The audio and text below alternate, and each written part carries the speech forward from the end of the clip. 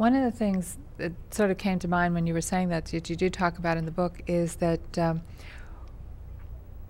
I think we get to a certain age, and it is a different age, and it shouldn't be age specific, but I think I notice it more in people as they get older, that we're willing to do things again like we did when we were very young, that we don't have to do it well in order to do it. And I think that some women, as they get older, continue to be the competitiveness that they were, and feeling that if they can't do it well, then they don't want to do it. And I think they're really missing out on so much, because there is a total freedom if you can be not aware of how anybody else feels about what you're doing. And you can just dance for yourself and not really care whether or not the rest of the room is watching. Do you ever go to a wedding? Yes. And there's like one little girl in the middle of the floor doing pirouettes and turning around and just happy as all get out, listening to the music, feeling the music, being part of the music, and not caring that people are watching. And we who are watching should be taking a lesson.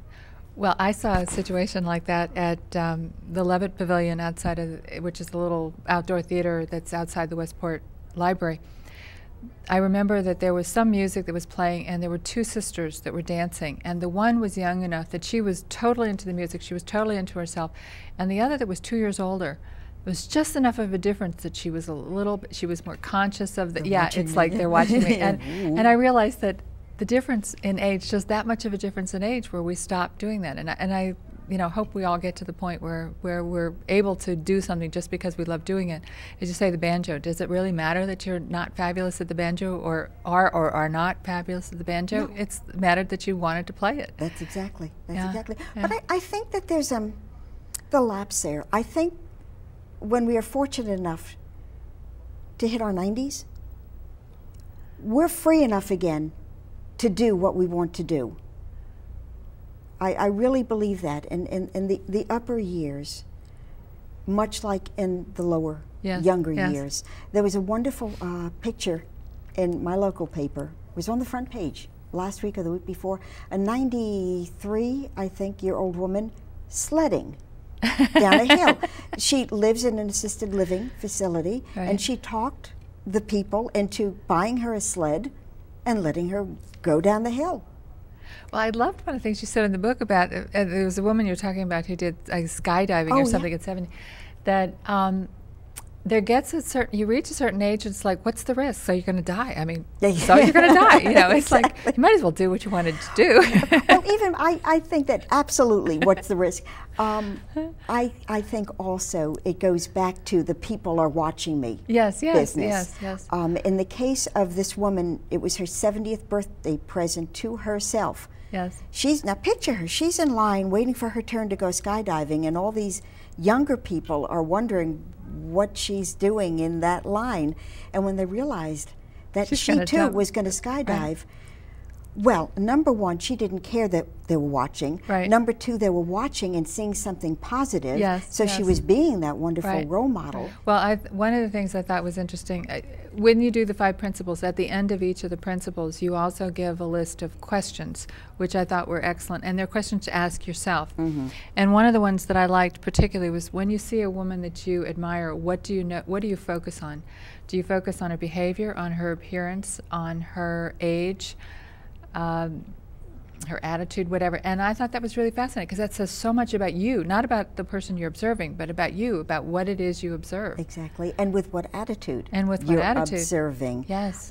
If I look at a tall, slim, young woman, I can have a negative attitude about it, and I can say, wow, I'll never be that young again.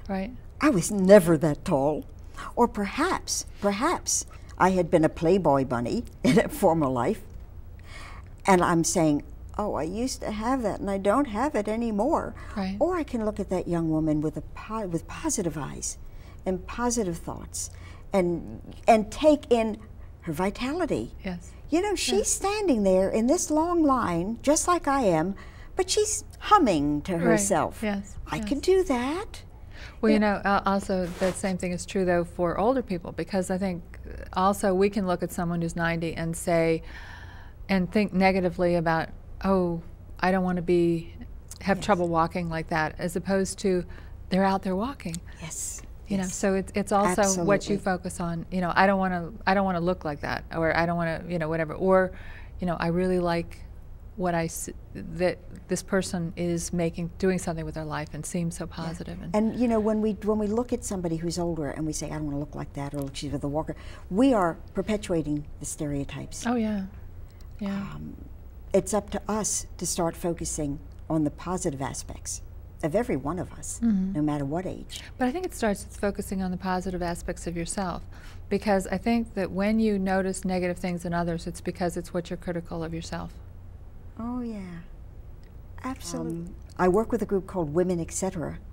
They're wonderful. They're an online community we are an online community for women over 40. It's womenetc.com, and you have to spell out etc. Right. I won't tell you what Women ETC is. You can find out yourself. Womenetc.com, and we have articles, we have blogs, we do full-day conferences. I love doing that. I still love working with women.